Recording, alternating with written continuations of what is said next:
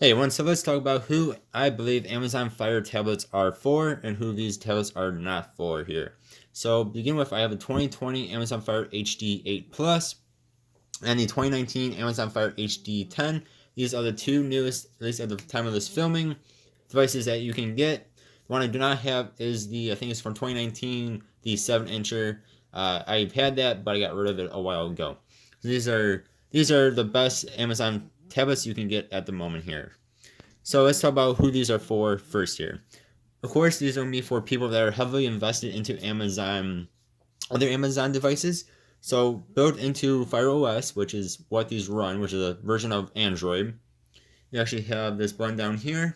There's a little home, and this will bring you to your smart home dashboard here. So you can control all of your smart home features, especially if they are Amazon A related. I'm not going to say her name. I'm going to say a forbidden from video name. So you can control any Amazon A device from either of these two devices here. Again, if you're heavily invested into Amazon, you have a built-in Shop Amazon right here on both of these. And both of them load pretty quick. With the HD10 is going to be quicker, it has a better processor in it.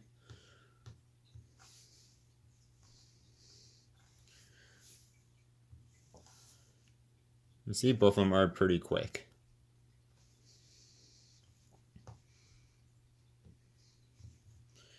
Then you have the App Store, which I would recommend downloading the Google Play Store. It takes like 5 minutes to do. Definitely better than the Amazon App Store. Then you also get your Prime Video built right in, so you can watch Prime on here. Amazon Kids stuff. You have your Kindle, so you can read books. Look at this one for a quick moment.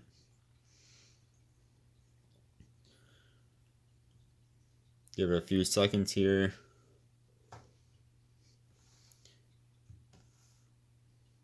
And see, I did not download the sample.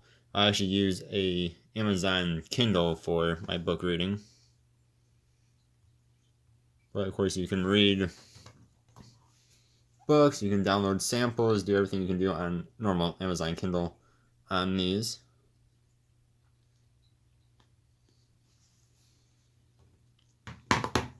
You have Amazon Music, Audible, News, Photos, Games, Amazon A, Goodreads. You have email, so if you're going to be doing email on your tablets, which I use it quite a bit. Again, your camera, I wouldn't be using either of these for a camera. Again, I don't think most people use a tablet in general for a camera, but maybe I'm wrong. You let me know. And then you have Kindle Newsstand. So a whole bunch of Amazon related apps that come on here and you cannot delete.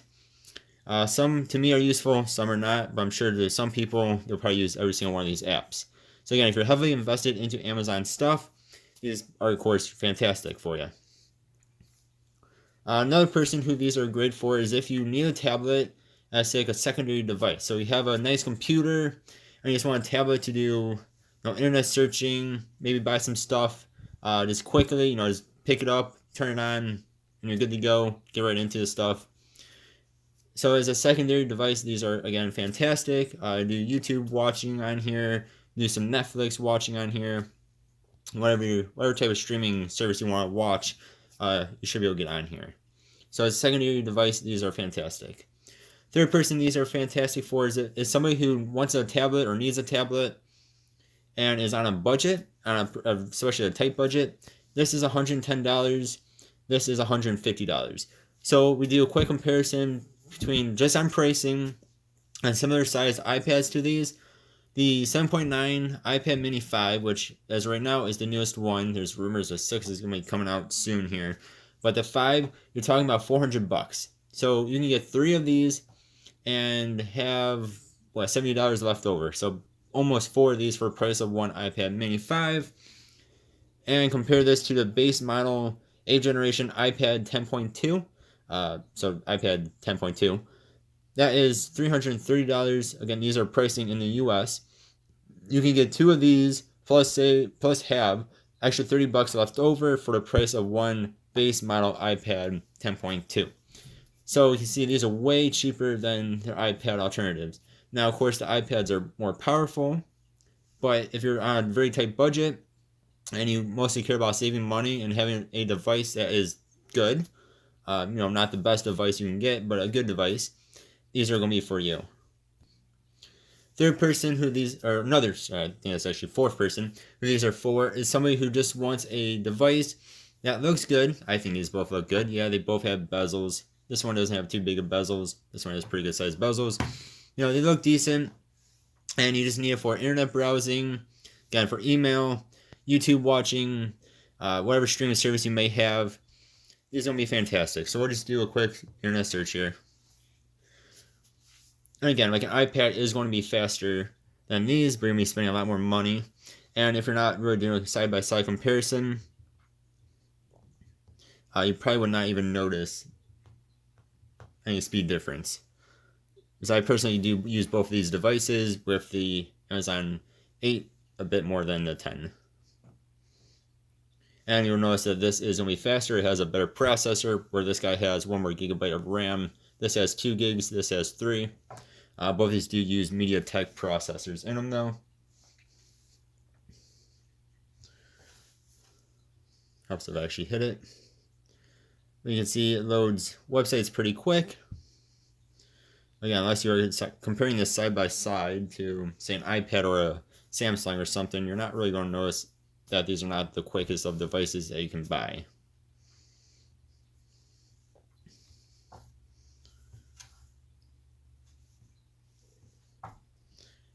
So for normal internet searching, these things are great. One website that does trip these devices up is bestbuy.com. I don't know what is up with that website, but it seems to trip up every device I use for the most part. Otherwise, no issue whatsoever. Again, you can do YouTube with no issue. It is your standard Android tablet YouTube.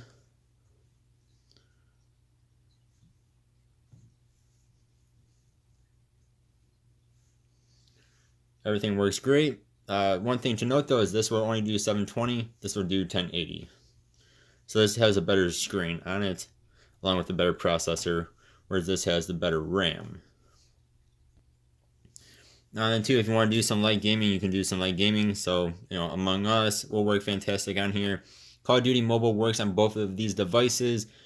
This will do it in, both of them will do it in not the best of graphics. This I believe is medium.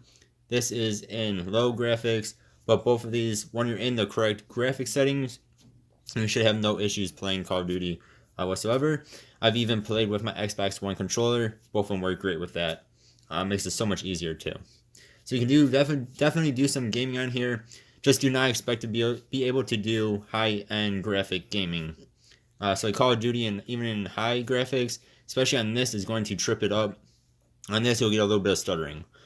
So once you keep your graphics in lower end stuff, you'll be just fine. So you can definitely do some lower end gaming if you want to do that. Alright then, let's talk about who I believe these are not for. So, if you watch a bunch of YouTube videos on different tablets, you'll see the reviewers will do something like trying to render a 4K video. Well, you're not going to be able to do that on either of these devices. They're not made for that. If you're trying to, edit videos on here, you can use KineMaster. I've used it.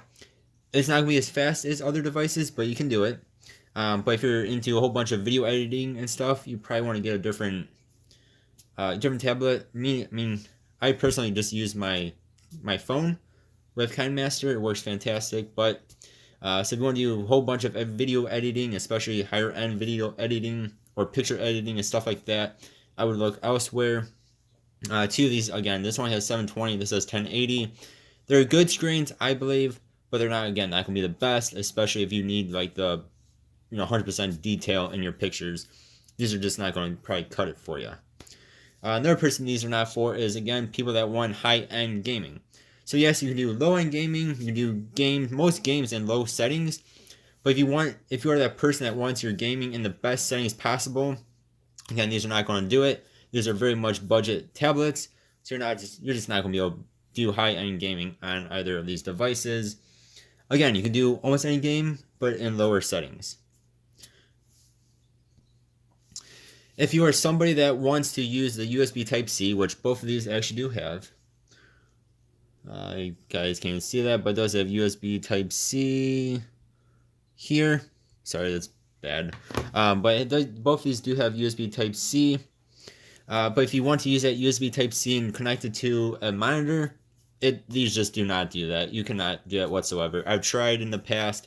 They just don't do it. They do not have that capability. So then you have to go again with an iPad. I believe can do it, or I know the Samsungs can do it. Did it with my S6 I used to have, Tab S6. So if you want to connect to an external monitor, you're not going to be able to do it with these devices. If you are somebody that wants to watch a video in 4K or super high-end, crazy graphic videos, again, you cannot do that. It's again 720, 1080. That's all you can do.